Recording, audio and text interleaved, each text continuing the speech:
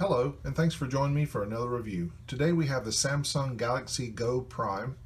This is a AT&T exclusive through Walmart prepaid service. Included features of this phone is 4G LTE on the smartphone network. It has Bluetooth version 4.1. It's also running Android 5.1.1 Lollipop. It has a rear 8 megapixel camera with flash, has a front-facing camera of 5 megapixels, and it has a 1.2 gigahertz quad-core processor.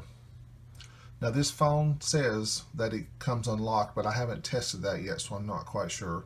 Talk time is up to 18 hours, standby is up to 14 days, and the battery is a lithium-ion 2600 milliamp hour.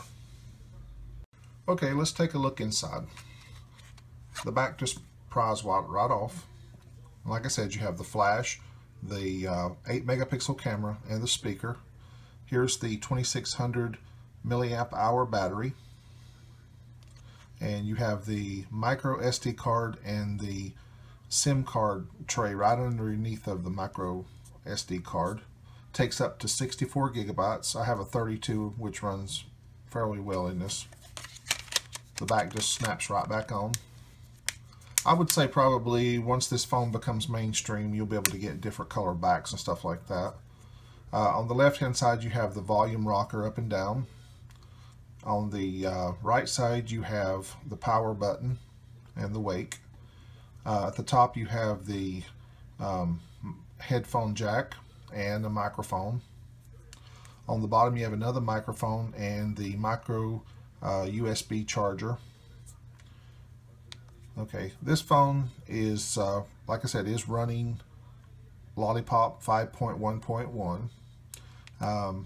It's fairly snappy. I like the phone because it has a lot of, there's no lag or anything like that when you do something. It's running a version of Samsung's Touch or something that it's not exactly stock Android. It's very nice. It does have the pull down bar from the top where you get your notifications and also some of your settings like Wi-Fi, location, sound, screen rotation, and Bluetooth. There's also the little icon at the top for settings. If we click on that, then you have your standard settings.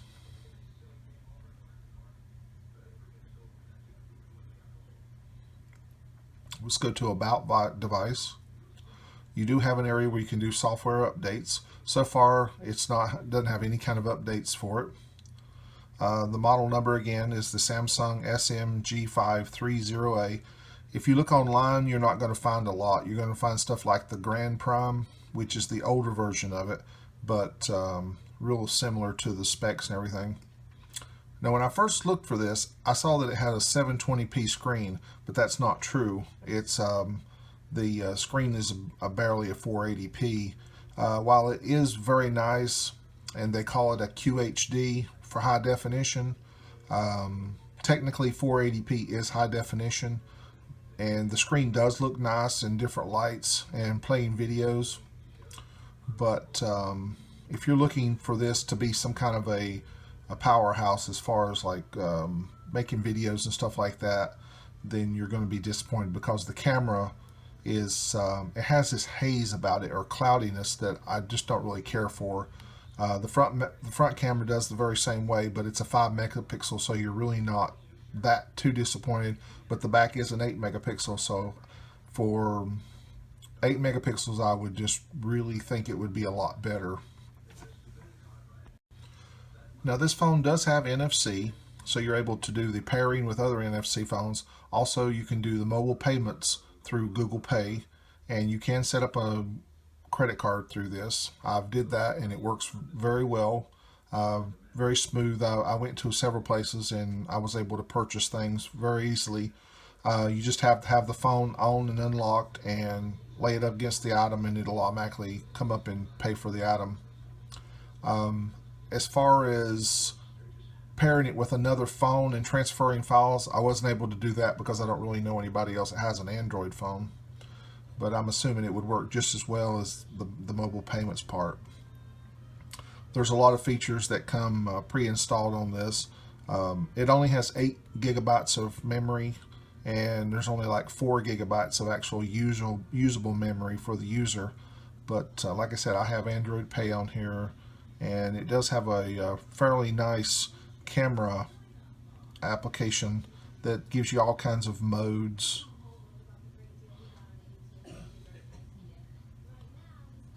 You can sort of do what Apple does with the animated GIFs. It works fairly well. I've noticed that the camera takes better pictures when you're actually using one of the filters than it. Now this camera and this phone put together does not have gyro. So if you like using Street View by Google, it won't work with it. You can import them into it from another app or another GoPro or something like that if you have Wi-Fi, but it doesn't have a gyro, so it won't let you take the 360 pictures. And I do that a lot, so this phone wouldn't work for me in that area. As for the features of this phone, like I said, it's not stock Android. It's some kind of a hybrid that Samsung does. So some things act a little strange. As far as like, it took me a few minutes to figure out that you can't drag something on top of another and make a folder. It won't let you do it like that anymore. Now to make a folder, you have to hold down on it and you have to drag it up to the folder area, and then you let go and it makes it to a folder. But you are able to make folders and rename them and stuff like that. But unless you really know what you're doing, it'll take you a while to figure out, because you can only have so many icons. If you have the time and all that up there, then you're only going to have like a row of 4 3 times. Maybe if you don't want to put the time and the temperature and stuff like that, then you could use that area for more icons. But you can add more screens too. Currently I only have 3, so it still works fairly quick. I was impressed by the speed of it. It is running a 1.2 gigahertz processor, so there's not a lot of information. I don't understand it. If you go to the Samsung, you can't find it on there, and the one on the information on Walmart really doesn't give you that much information. It took a long time before I could figure out what the screen resolution was. It's like they're trying to keep that quiet or something, and I'm not quite sure why. Because the screen looks good. I mean, as far as a 480p screen, it looks fairly good, and the videos play well. I mean, you can see the dots and a little bit of graininess and stuff like that, but you have to really look close. So I'm not sure exactly. I mean, if you have to think too, for $99, what do you expect? You're not going to get a 1080p screen for $99 unless you buy something like the Blue phone from Amazon, which is a Chinese brand. Okay, I'm not quite sure what else to say about this phone. I hope I've answered most of your questions. Like I said, if you look online, you're not going to find a lot of information about this. If you do, it's going to be about one called the Grand Prime, and it looks almost like this one. It's probably a predecessor. But anyway, that's my review of the Samsung Galaxy Go Prime. It's an AT&T exclusive prepaid service through Walmart. And if you like it, go ahead and pick it up. I would suggest that that you buy it, try it out for yourself, and if it's something that you think you can live with, there's a few little things on there, little quirky things that if you're used to a higher end phone, then it's probably gonna get on your nerves or something like that. But other than that, I think it's a definite worth buy phone. Anyway, thanks for watching, and please subscribe and thumbs up.